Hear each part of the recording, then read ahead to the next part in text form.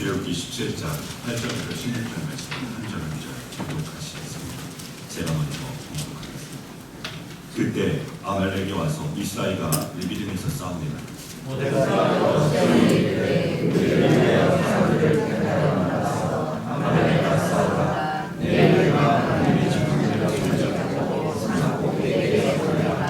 여호수아가 모세의 말대로 아말렉과 싸우고 모세와 아론과 홀은 산 꼭대기에 올라가서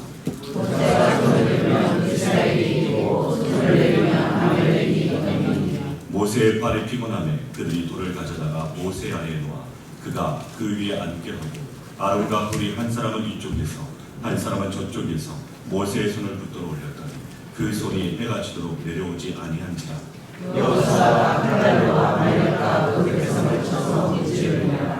여호와께서 모세에게 이르시되 이것을 책에 기록하여 기념하게 하고 여호수아의 귀에 외워 들리라. 내가 아말렉을 없이하여 천하에서 기억도 못하게 하리라. 함께 읽겠습니다. 이르되 여호와께서 맹세하시되 여호와가 아말렉과 더불어 내게로 싸우리라 하셨다 하였더라. 아멘. 여러분 반갑습니다. 우리 옆에 있는 우리 지체들과 한번 인사하시겠습니다. 하나님께서 오늘도 은혜 주시기를 바라십니다. 우리 한 번 더 인사해 볼까요? 이번엔 앞뒤로. 오늘의 설교 제목처럼 이겨야 삽니다. 네, 무엇을 이겨야 사는 것인지 이제 말씀을 통하여 함께 나누기로 합니다. 제가 여러분들에게 퀴즈를 하나 낼게요. 전 세계 선교 역사에서 유래를 찾아볼 수 없는 아주 신기하고 놀라운 나라가 있습니다. 이 나라는요, 선교사님들이 먼저 들어가지도 않았는데 복음이 전해진 땅입니다. 그리고 그 기한은 우리나라에 주님을 믿는 자녀들이 많으니 선교사를 제발 보내주시옵소서 라고 서방교회, 유럽교회에 요청한 나라입니다. 참 신기하죠? 선교사님들이 들어가지도 않았는데 오히려 백성들이 요청을 하니까 말이죠. 이 나라가 어떤 나라입니까? 네, 맞습니다. 여러분들 다 지금 마음속으로 손을 들어주셔서 바로 조선, 대한민국입니다. 대한민국은 세계 선교에서 유래를 찾아볼 수 없는 아주 놀라운 민족입니다. 왜냐하면 조선, 이 작은 땅, 이 멀고 먼 작은 땅 조선에 주님의 자녀들이 있으니 우리에게 선교사님을 제발 보내주시옵소서 라고 먼저 요청하였기 때문입니다. 이런 민족은 세계 선교 역사에서 어디서도 찾아볼 수 없는 민족이라는 것입니다. 흔히들 선교지를 영적 최고의 전선이라고 부릅니다. 그만큼 힘들다는 것이죠. 주님의 자녀는 계속 복음을 전하기를 원하고 사단은 철저히 막고 방해합니다.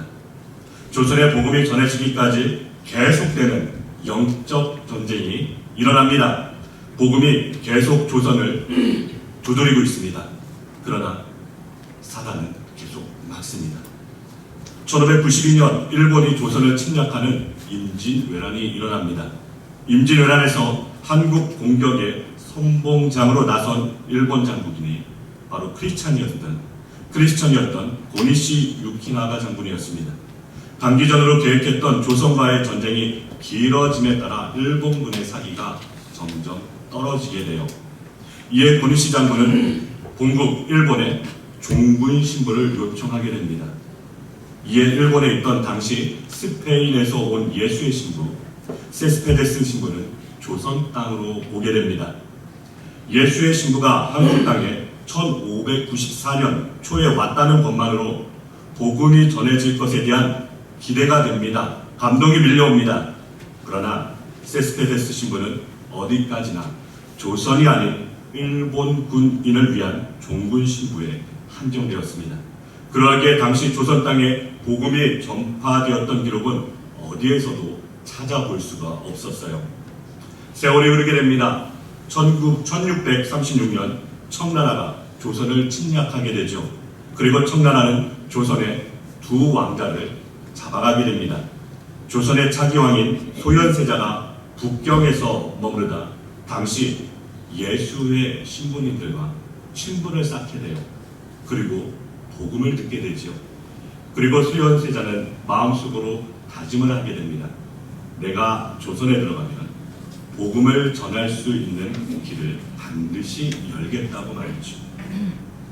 그러나 수연세자는 1644년 조선에 돌아온 지 70일 만에 갑자기 병으로 죽게 됩니다. 이렇게 복음의 문이 조선에 열리지 않을 것 같아 보입니다. 그러나 사랑의 하나님, 은혜의 하나님의 역사가 조선 땅에 임하게 됩니다. 청나라, 청과의 사신교를 통하여 당시 예수의 신부님들이 저술한 책들을 조선의 사신들이 조선으로 갖고 들어오게 됩니다. 그렇게 해서 장장 152년간 167회에 걸쳐서 많은 복음 서적들이 조선 땅에 들어오게 되죠. 이것을 조선에서는 서학이라고 불리게 됩니다. 조선에서 처음에는 서학을 연구하는 차원으로 선비들이 공서파와 신서파로 나뉘어져 연구하게 됩니다. 연구도 단순히 하는 게 아니라 주야로 그렇게 열심히 연구합니다. 우리가 먼저 서학을 알아야지, 적을 알아야지 우리도 방어를 할 수 있으니 우리 열심히 공부하고 비판해 봅시다 라는 취지로 연구했다고 해요. 그런데 신기한 일이 벌어집니다. 선배들이 주야로 이 서학을 연구하다 그만 주님을 만나게 됩니다. 복음을 듣게 되어 믿음이 생기게 됩니다. 그리하여 중국을 통하여 교황청에 이러한 나라가 있으니 제발 신부님을 보내달라고 요청을 하게 됩니다. 이 이야기를 듣고 온 서방과 유럽이 난리가 납니다. 어디 이런 나라가 있느냐고 말이죠. 감동의 물결이 밀려옵니다. 듣도 보도 못한 작은 나라에서 기적 같은 일이 벌어진 것이죠. 여러분, 선교 가서 가장 큰 기쁨이 어떤 것인지 아십니까? 아주 오지로 선교를 가게 돼요. 그런데 그 오지 속에서 하나님의 역사를 발견할 때 피부색도 다르고 언어도 다르고 정말 너무나도 힘든 그 오지 땅에서 하나님이 여기서도 역사하시는구나. 내가 믿는 하나님이 대한민국에서 뉴질랜드에서 역사하시는 나를 만난 하나님이 이 오지 땅, 내가 알지 못하는 이 사람들에게 임한다는 그 은혜를, 그 사랑을 경험할 때 감동의 물결이 밀려오게 됩니다. 그런데 문제가 있죠. 당시 조선은 유교 근간이 매우 강한 민족이었다는 거예요. 부모의 효가 너무나도 중요한 나라입니다. 이런 유교 나라에서 제사 제도는 매우 엄격합니다. 제사 제도와 함께할 수 없었던 당시 가톨릭 신자들은 결국 아주 심한 박해가 이루어지게 됩니다. 박해를 참다 못한 황사영이라는 신자가 중국 북경의 주교에게 편지를 보내는데 이것이 그만 발각이 되고 말합니다. 이것이 그 유명한 1801년 황사영 백서 사건입니다. 발각된 편지의 내용은 이렇습니다. 지금 조선에 주님을 믿는 신자들이 고통을 당하고 있으니 군대를 보내서 하나님을 마음껏 믿게 해달라는 것입니다. 큰 배를 몰고 와서 복음의 문을 열지 않으면 좀 대포로 위협 좀 해달라는 내용입니다. 결국 이 편지가 조선에 들통나고 조선에는 수많은 사람들이 순교하며 엄청난 핍박을 받게 됩니다. 정말 이제 조선의 땅에는 선교사님들이 못 들어오는 것처럼 불가능한 것처럼 보이게 됩니다. 그래서 어렵게 꽃피운 복음의 씨앗이 다 사라질 것 같습니다. 오늘의 설교의 제목처럼 이겨야 사는데 조선은 이제 사단에게 철저히 패배하는 것처럼 보이게 됩니다. 오늘 성경의 말씀에서도 당시 최대 강국 아말렉 민족과 그에 비해 절대적으로 약한 이스라엘 민족의 전쟁이 소개됩니다. 사람의 눈과 상식으로는 결과가 뻔히 예측되어지는 전쟁입니다. 아말렉 민족은 철기 문화를 받아들여서 이미 철병거를 가지고 있었으며 이스라엘 민족은 말 그대로 출애굽한 지 얼마 되지 않은 난민에 불과하였기 때문입니다. 이스라엘 백성들은 출애굽을 하여 지금 광야에 있습니다. 사람에게 가장 힘든 것이 무엇입니까? 의식주의 문제이지요. 먹을 것과 입는 것, 편히 살 수 있는 집이 없었다는 것입니다. 광야에서는 이것이 하나도 제대로 채워지지 않았습니다. 오늘 본문 바로 앞 사건에서는 하나님께서는 이스라엘 백성이 먹을 것에 대해 불평을 하자 만나와 메추라기로 또한 마실 것이 없다고 불평하자 바위에서 물을 주셨습니다. 그것도 사람이 도저히 할 수 없는 하나님의 방법, 기적으로 말이죠. 이 두 사건이 있은 후 잠시 쉴 틈도 없이 바로 이어서 아말렉과의 전투를 맞이하게 되는 이스라엘 백성입니다. 출애굽을 한 지 얼마 되지 않은 군인도 아닌 백성이 전투를 하기에는 역부족입니다. 오늘 이스라엘과 아말렉과의 전투는 출애굽 후 첫 번째 전투 사건입니다. 얼마나 당황스러웠을까요? 얼마나 힘들었을까요? 제대로 준비가 되었겠습니까? 지금 이스라엘 백성들은 계속되는 어려움 속에 있어서 하나님이 우리와 함께 하시는가? 라며 불만을 서슴지 않게 말하는 상황입니다. 그것이 출애굽기 17장 1절부터 4절 말씀입니다. 이스라엘 자손의 온 회중이 여호와의 명령대로 신광야에서 떠나 그 노종대로 행하여 르비딤에 장막을 쳤으나 백성이 마실 물이 없는지라. 백성이 모세와 다투어 이르되 우리에게 물을 주어 마시게 하라. 모세가 그들에게 이르되 너희가 어찌하여 나와 다투느냐? 너희가 어찌하여 여호와를 시험하느냐? 거기서 백성이 목이 말라 물을 찾으매 그들이 모세에게 대하여 원망하여 이르되 당신이 어찌하여 우리를 애굽에서 인도해 내시오 우리와 우리 자녀와 우리 가축이 목말라 죽게 하느냐? 모세가 여호와께 부르짖어 이르되 내가 이 백성에게 어떻게 하리이까? 그들이 조금 있으면 내게 돌을 던지겠나이다. 지금 철저한 절망의 상황입니다. 지금 이스라엘 민족은 갈등이 빚어지고 있죠. 근데 심각한 갈등, 바로 내부의 갈등이 일어나고 있습니다. 힘을 모아서 함께 전진해서 주님의 약속의 땅으로 가도 모자를 한국에 지금 서로 싸우고 원망하고 있습니다. 이런 문제를 해결할 수 있는 방법이 무엇입니까? 어느 공동체든 내부의 갈등을 해소하고 힘을 모으고 마음을 합할 수 있는 가장 좋은 방법은 공동체를 위협하는 외부의 적에 함께 대항하는 것입니다. 이스라엘은 아말렉과의 전쟁을 통해서 자신들의 적이 모세와 하나님이 아니라는 사실을 빨리 깨달아야 해요. 그러나 그들은 그것을 알지 못합니다. 왜냐하면 눈과 귀가 가려져 있기 때문입니다. 계속해서 하나님의 눈이 아닌 사람의 눈으로만 현실을 바라보기에 보기 좋게 패배의 길로 가고 있습니다. 이와 같이 이처럼 교회도 선교와 구제, 하나님의 은혜의 나눔을 멈출 때 가장 큰 불화에 빠지게 됨을 볼 수 있습니다. 이것을 바꾸어 말하면 교회 내부의 문제와 하나님을 방해하는 것을 해결하는 가장 좋은 방법은 본래 하나님께서 주신 사명대로 교회가 이 세상에 존재하는 목적, 곧 선교와 전도와 구제 사역에 공동체의 힘을 쏟는 것입니다. 이스라엘이 광야를 지나가는 동안 아말렉이라는 민족이 공격해 옵니다. 아말렉은 많은 사람이 이동하는 것을 보고 위협을 느꼈습니다. 혹시라도 우리 땅을 잃을까 말이죠. 아말렉은 오랜 행진으로 인해 지칠 대로 지친 이스라엘 민족 중에 힘없고 연약한 여자들과 노인들이 밀집되어 있는 뒷부분의 행렬을 공격한 매우 비열한 민족이었습니다. 아말렉은 우리가 성경에서 만나는 족속들 중에 가장 넓게 분포한 민족이었습니다. 아말렉 민족은 이스라엘이 정복해야 할 가나안에서도 있었죠.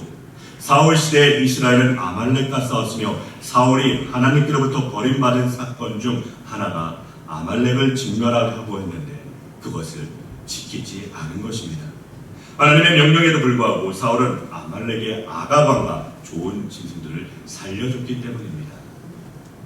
그리고 아말렉의 왕이었던 아각에서 비롯된 족속들의 대표가 여러분이 잘 아시는 페르시아에서 에스더와 모르드게를 계속 괴롭혔던 바로 하만이었습니다. 하만은 우리가 성경에서 접하는 아말렉의 마지막 후손이었습니다.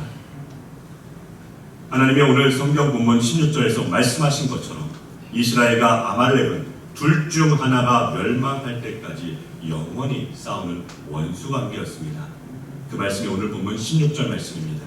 이르되 여호와께서 맹세하기를 여호와가 아말렉과 더불어 대대로 싸우리라 하셨다 하였더라. 아멘. 아말렉과의 전투에서 여호수아가 드디어 처음으로 등장하게 됩니다. 여호수아가 특별한 소개 없이 등장하게 됩니다. 이것은 이미 이스라엘 사람들이 여호수아를 잘 알고 있었다는 것을 의미하죠. 여호수아는 여호와는 구원이시다라는 매우 신앙적인 인물입니다. 원래 본명이 호세였는데 모세가 여호수아로 이름을 바꾸어 주게 됩니다. 이런 여호수아에게 모세가 명령합니다. 출애굽기 17장 9절부터 10절 말씀을 우리 함께 읽어보겠습니다. 시작. 모세가 여호수아에게 이르되 우리를 위하여 사람들을 택하여 나가서 아말렉과 싸우라. 내가 하나님의 지팡이를 손에 잡고 산 꼭대기에 서리라. 여호수아가 모세의 말대로 행하여 아말렉과 싸우고 모세와 아론과 홀은 산 꼭대기에 올라가서. 아멘. 지금 이스라엘 백성들은 군사가 아님에도 불구하고, 군인이 아님에도 불구하고 아말렉 민족과의 전투에 순종함으로 나가고 있습니다. 하나님께서 지금부터 뒤를 뒤를 이어 여호수아를 본격적으로 훈련시키는 장면입니다. 여러분, 여기서 우리 잠깐 모세에 대해서 생각해 보기를 원합니다. 여러분, 모세의 성격이 어떠했을까요? 많은 성경학자들은 모세는 분명히 다혈질이었을 거라고 말합니다. 이집트의 왕자일 때 자기 동족 히브리인을 때린 이집트인을 보고 살인하게 되죠. 모세는 하나님께서 주신 십계명판을 백성들의 타락한 모습을 보고 돌판을 깨뜨립니다. 물이 없을 땐 무리바에서 본인의 생각으로 돌을 치게 되죠. 이런 것들을 보아 모세는 분명 다혈질의 사람이었다는 것이죠. 이런 모세에게 여호수아는 광야 생활 40년간 모세의 시종으로 있었던 것입니다. 그 시간은 결코 평온하고 즐거운 시간만은 아니었을 거예요. 하나님이 모세를 통해 여호수아에게 많은 연단과 훈련을 주신 후 여호수아를 들어 사용하셨던 것입니다. 모든 사람에게는 때가 있습니다. 그리고 하나님이 만들어 가시는 과정이 꼭 필요하다는 것입니다. 아말렉과의 전쟁이 시작됩니다. 그런데 이상한 현상이 나타나죠. 모세가 손을 들 때는 이스라엘이 이기고 내릴 때는 아말렉이 이기는 것입니다. 참으로 이상한 일입니다. 모세가 두 손을 들고 하나님께 기도하면 이스라엘 백성이 아말렉과의 전투에서 힘을 내어 밀어붙이게 됩니다. 반대로 손을 내리고 기도하면 멈추면 갑자기 아말렉 민족이 이스라엘 백성을 밀어붙이게 됩니다. 전세가 역전되는 거죠. 전쟁에서 지게 되는 것을 포기하십니다. 손을 올려 기도하면 승리하게 된다는 걸 알게 된 모세는 계속해서 팔을 들고 기도하게 됩니다. 하지만 피곤하게 되죠. 그래서 아론과 훌이 도와주어 해가 질 때까지 손을 들게 됩니다.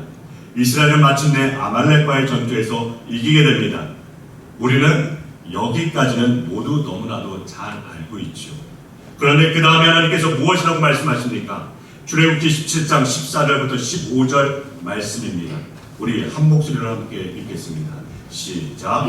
여호와께서 모세에게 이르시되 이것을 책에 기록하여 기념하게 하고 여호수아의 귀에 외워두리라. 내가 아말렉을 없이하여 천하에서 기억도 못하게 하리라. 모세가 제단을 쌓고 그 이름을 여호와 니시라 하고. 아멘. 이 사건을 책에 기록하라고 명령하십니다. 14절 말씀을 원문 성경으로 보면 정확하게 더 다시 우리에게 다가오게 됩니다. 책에 기록하여 기념하게 하라는 것은 귀에 못이 박힐 정도로 외워라, 외워라, 암송하라, 그 뜻인 것입니다. 아멘. 하나님께서 왜 그렇게 하신 것일까요? 왜 굳이 책에 기록하여 귀에 못이 박힐 정도로 외워서 암송하라고 그것은 우리에게 이겨야 산다는 것을 알려주시기 위함이십니다. 무엇을 이기는 것입니까? 바로 기도 싸움입니다. 기도해야만 하나님께서 역사하실 것이라는 것을 알려주시는 것입니다. 다시 말해 하나님께서는 이 사건을 통해 이스라엘 백성에게 계속해서 기도하지 않으면 반드시 실패한다고 말씀하시는 것입니다. 그렇습니다. 기도할 때만 승리가 있습니다. 기도 싸움에서 이겨야지만 살 수가 있는 것입니다. 그래서 여호와 니시, 하나님은 나의 깃발, 즉 하나님은 나의 승리라는 것입니다. 1594년 임진왜란 전쟁 중 일본에 있던 스페인 신부가 조선 땅에 종군 신부로 오게 되죠. 그리고 당시 전쟁 중에 일본으로 끌려간 수많은 조선인들이 있었다고 해요. 얼마나 많은 사람들이 알지 못하게 끌려갔을까요? 그들은 처참한 강제 노동을 하며 사람 취급을 받지 못하였다고 합니다. 그러나 놀라운 건 끌려간 조선인 포로 중에 복음을 접한 자가 있었다는 거예요. 주님을 뜨겁게 만난 사람들이 있었다는 것입니다. 그래서 일본 정부가 본격적으로 일본 본토에서 기독교를 탄압할 때 수많은 사람들을 죽였어요. 그때 함께 끌려간 조선인 포로들도 내가 주님을 믿습니다. 내가 주님을 배신하지 않겠습니다. 많은 포로들이 함께 순교하였습니다. 과연 주님을 만난 그들이 조선에서 일본 배를 타고 일본으로 노예를 타려고 하면 무슨 생각을 하였을까요? 그리고 일본 낯선 이방인 땅에서 기독교가 박해받고 목숨을 잃을 때까지 그곳에서 간절히 기도하게 됩니다. 조선의 땅에 복음의 문이 열리게 하소서. 복음의 핍박이 아무리 심하지만 주님을 향한 기도는 멈출 수가 없었습니다. 그렇습니다. 비록 포로로 끌려간 노예 신분이었지만 그들은 알고 있었습니다. 기도해야지 이긴다는 것을 알고 있었습니다. 아멘. 이겨야 산다는 것을 알고 있었습니다. 아멘. 도무지 살아갈 수 없는 노예의 삶이었지요. 포로로 끌려간 전혀 낯선 이방인의 땅에서 그들이 살 수 있는 유일한 길은 오직 기도하는 것뿐이었습니다. 아멘. 다른 것은 다 쳐도 괜찮다. 기도 싸움에서는 절대 지지 않으리. 내가 지금 기도하지 않으면 내가 지금 이 상황에서 노예의 신분에서 살아갈 수 없었습니다. 결국 약 80년이 지난 후 본격적으로 개신교 선교사들이 조선 땅에 들어오게 됩니다. 그리고 그 결과 여러분들이 잘 아시는 대로 지금 한국의 모든 경제와 복지 의료 사업의 기틀을 세우게 됩니다. 지난 2000년 동안 교회는 수많은 어려움을 겪었습니다. 온갖 환난과 핍박이 찾아옵니다. 도무지 믿을 수 없는 시대가 있었죠. 엄청난 순교가 있었습니다. 신앙생활을 할 수 없는 불가능한 상황도 있었습니다. 하지만 오늘날까지 교회는 굳건히 존재했습니다. 아니, 더욱더 부흥하였습니다. 그리고 교회를 핍박하는 모든 세력과 나라는 패배하였음을 역사를 통해 우리는 잘 알고 있습니다.